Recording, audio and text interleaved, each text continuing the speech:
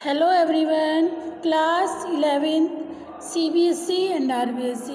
Dear student, chapter number 15, कवि का नाम भवानी प्रसाद मिश्र, पाठ का नाम घर की याद।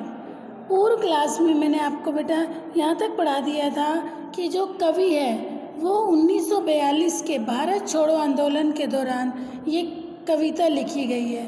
ठीक है, उस समय कवि कारावास में था। कहाँ था कवि? जेल में था। वहाँ उसे अपने घर के प्रिय सदस्यों की बहुत याद आती है। उसी का वर्णन कवि ने इस कविता के माध्यम से किया। सबसे पहले कवि ने क्या कहा कि बारिश का मौसम था, बारिश हो रही थी, रात भर बारिश होती रही और उसे बार बार अपने घर की याद आती रही। ठीक है, फिर घर में उसे अपने भाइयों की याद आई। ठीक है, कवि क्या कह रहे हैं? घर में 4 भाई, उसके घर में उसके 4 भाई थे। बहन भी मायके से आई हुई थी। बहन आई बाप के घर, हाय रे परिताप के घर। अब उसे कितना दुख हुआ होगा कि जब उसने मुझे घर पर नहीं देखा होगा। घर में सब जुड़े हैं, सबकी कितने कब जुड़े हैं। 4 भाई 4 बहनें, भुजा भाई प्यार बहनें। कवि ने ये बताया कि घर में सभी का आपस में बहुत ज़्यादा प्रेम है। प्रेम के कारण सभी एक दूसरे से गहरे जुड़े हुए हैं। उनमें गहरा लगाव और प्रेम है। ऐसा भाईचारा बहुत कम देखने को मिलता है। कवि ने क्या कहा? मेरे 4 भाई 4 भुजाओं के बराबर हैं और बहन जो है वो स्नेह की भंडार है। ठीक है, भुजा भाई प्यार बहन है। ठीक है, तो कवि अपने घर के बारे में बता रहा है। घर की याद आ रही है उसे, घर में कौन कौन है, किस किस की उसे याद आ रही है। ठीक है, फिर कवि अब अपनी माँ के बारे में बता रहा है। ठीक है, क्या कह रहा है कि घर में और माँ बिन पड़ी मेरी, दुख में वह गड़ी मेरी। माँ के लिए कह रहा है कि घर में मेरी माँ है। जो मेरी माँ है वो क्या है? अनपढ़ है। दुख में वह गड़ी मेरी, और मेरे हर दुख में वो मेरा साथ देती है। माँ की जिसकी गोद में सिर रख लिया तो दुख नहीं फिर। कवि क्या कह रहे हैं कि माँ जो मेरी है वो क्या है? अनपढ़ है। ठीक है, वो मेरे वियोग के दुख में डूबी हुई होगी। माँ बिन पड़ी मेरी, दुख में वह गड़ी मेरी। कवि क्या कह रहे हैं कि जो मेरी माँ है वो अनपढ़ है और अब उसे बहुत अधिक दुख हो रहा होगा मेरे वियोग के कारण, क्योंकि मैं घर पर नहीं हूँ। माँ की जिसकी गोद में सिर रख लिया तो दुख नहीं फिर। कवि क्या कह रहे हैं कि माँ जो है वो इतनी ममतामयी है, यदि मैं उसकी गोद में एक बार सिर रख लूँ फिर कोई दुख मेरे पास नहीं फटक सकता। माँ की जिसकी गोद में सिर रख लिया तो दुख नहीं फिर।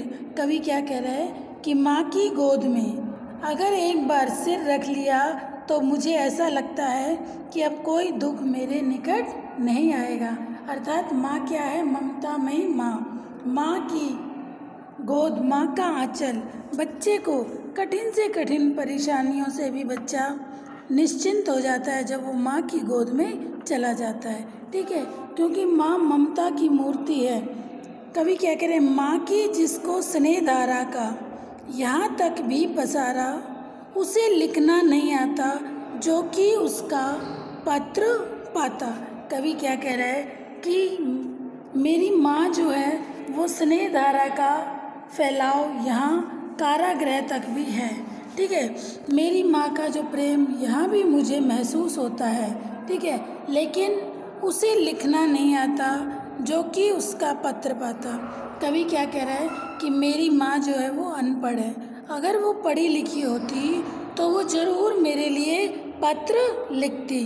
ठीक है, माँ पढ़ी लिखी नहीं है, उसे लिखना नहीं आता जो कि उसका पत्र पाता। अगर माँ पढ़ी लिखी होती तो मुझे उसका पत्र यहाँ कारावास में भी ज़रूर आता।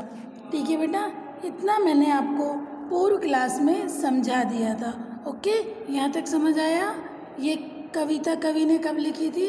सन 1942 में भारत छोड़ो आंदोलन के समय। उस समय कवि कारावास में था, जेल में था, और जेल में उसे कैसे अपने घर के सदस्यों की याद आती है और उन सदस्यों को याद कर किस तरीके से कवि कर रहा है, कैसे अपने घर के सदस्यों के बारे में कवि बता रहा है, इसी का वर्णन था।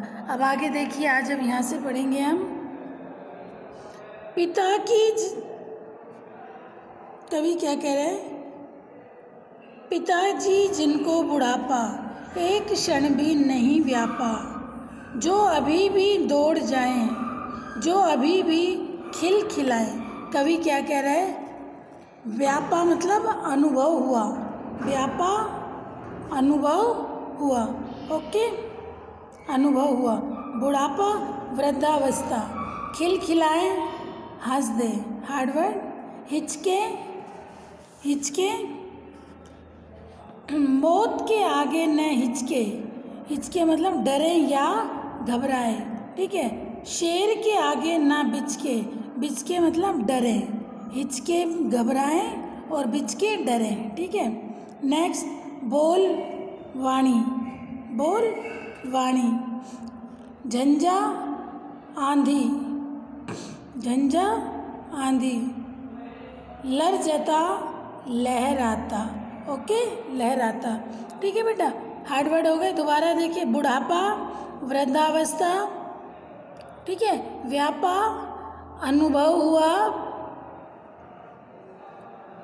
खिलखिलाएं हंस दें, ठीक है, हिचके डरें, बिचके डरें, बोल वाणी, ठीक है, झंझा आंधी, लरजता लहराता, ओके बेटा, ये हार्ड वर्ड हो गए। अब देखिए कवि क्या कह रहा है? पिताजी जिनको बुढ़ापा एक क्षण भी नहीं व्यापा, ठीक है। कवि कह रहा है, कवि अपने घर की, विशेषकर अपने पिताजी की याद सताती है। वह पिता की जिंदा दिली, बहादुरी और दृढ़ता को याद करता हुआ कहता है। इन पंक्तियों में कवि को अपने पिताजी की याद आ रही है, ठीक है। वो अपने पिताजी की को याद करते हुए उनकी जिंदा दिली, उनकी बहादुरी और दृढ़ता को याद करते हुए कह रहे हैं। क्या कह रहे हैं? पिताजी जिनको बुढ़ापा एक क्षण भी नहीं व्यापा।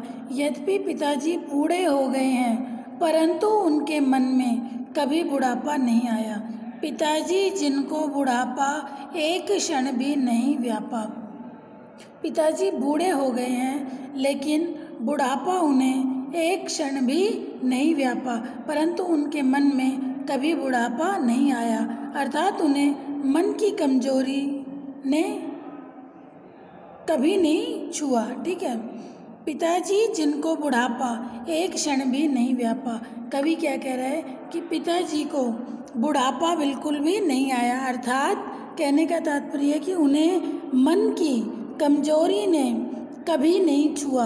आज भी उनके हृदय में जो अभी भी दौड़ जाए, जो अभी भी खिलखिलाए, आज भी उनके हृदय में युवकों जैसा उत्साह और साहस है। जो अभी भी दौड़ जाए, जो अभी भी खिलखिलाए।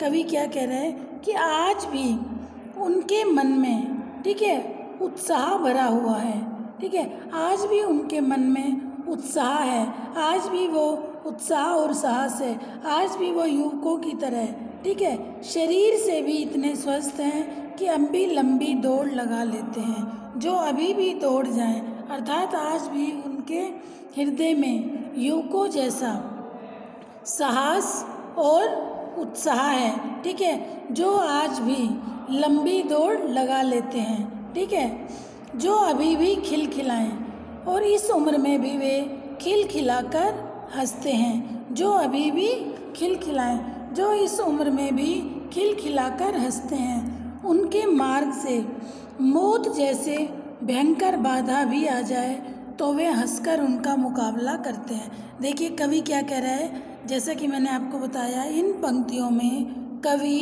अपने पिता की जिंदादिली, उनकी बहादुरी और उनकी वीरता और दृढ़ता को याद करता है। पिताजी जिनको बुढ़ापा एक क्षण भी नहीं व्यापा, अर्थात पिताजी को बुढ़ापा नहीं आया। कहने का तात्पर्य यह है कि उनके मन में कमजोरी ने उनके मन को कभी नहीं छुआ, जो अभी भी दौड़ जाए। आज भी उनके अंदर इतना उत्साह और इतना साहस है कि वो युवकों की तरह आज भी दौड़ लगा जाए, जो अभी भी खिलखिलाएं, और अभी भी वो खिलखिलाकर इस उम्र में भी खिलखिलाकर हंसते हैं। उनके मार्ग में मौत के आगे न हिचके, उनके मार्ग में मौत जैसी भयंकर बाधा भी आ जाए तो भी वे हंसकर उसका मुकाबला कर लें। मौत के आगे न हिचके, उनके आगे मौत भी आ जाए तो उसका भी वो डटकर मुकाबला कर लें। शेर के आगे न बिचके, उनका किसी प्रकार का भय न माने, अर्थात अगर उनके सामने शेर भी आ जाए तो भी वो नहीं घबराते। शेर के आगे ना बिचके, शेर के आगे भी वो नहीं घबराते। बोल में बादल गरजता, और आज भी जब वो बोलते हैं तो उनकी आवाज़ इतनी कड़क है कि बोलते हैं तो दूर दूर तक ऐसा लगता है जैसे बादल की गरज के समान उनकी आवाज़ सुनाई पड़ती है।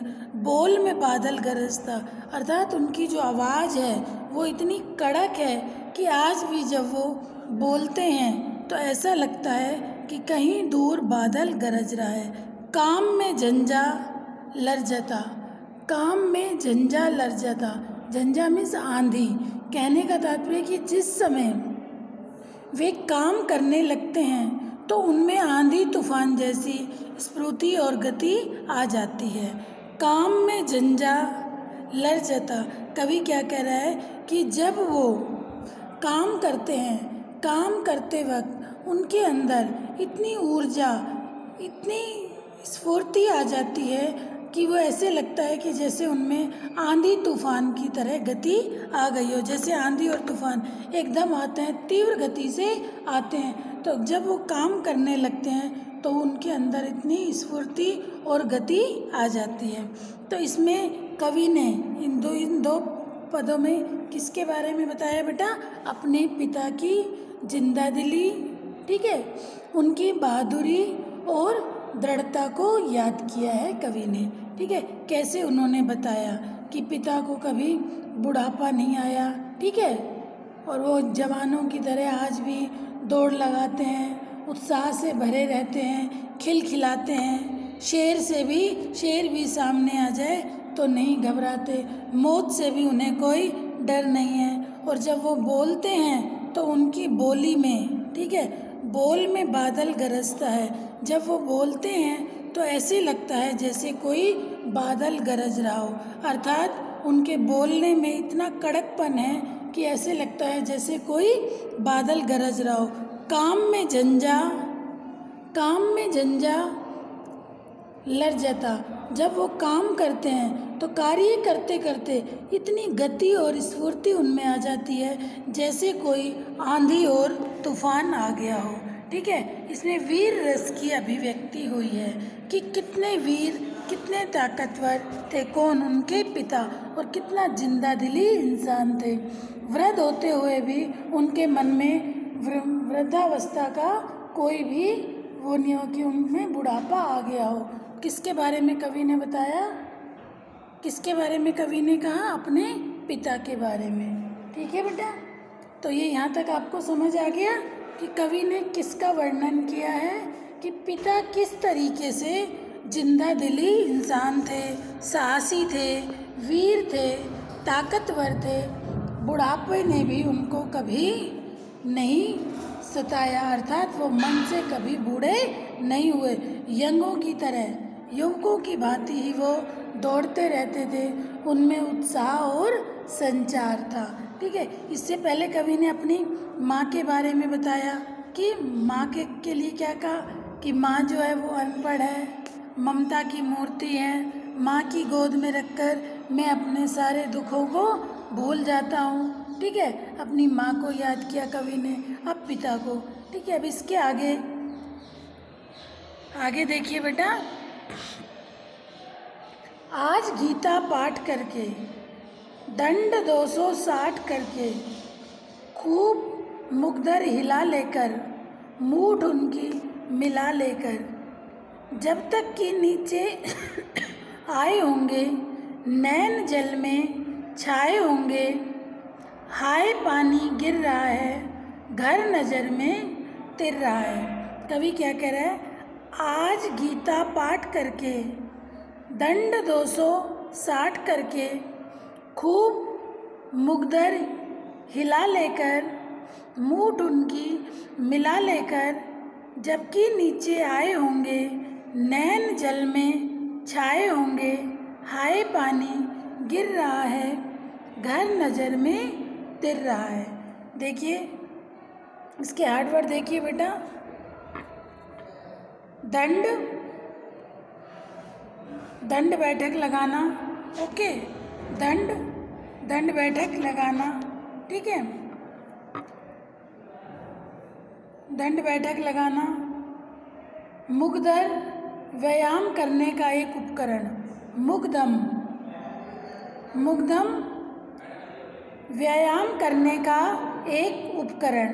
ठीक है बेटा, मूठ, मुट्ठी पकड़ने का स्थान। तो कवि ने इसमें अपने पिता के बारे में बताया कि किस तरीके से उनके पिता शक्तिशाली, ताकतवर और वीर थे, और कैसे अपने पिता की जिंदा दिली, साहस और वीरता के बारे में कवि भवानी प्रसाद मिश्र ने बताया जब वो जेल में कैद थे। ठीक है बेटा, आज इतना ही करेंगे, इसके बाद मैं आपको नेक्स्ट क्लास में समझाऊंगी। ओके।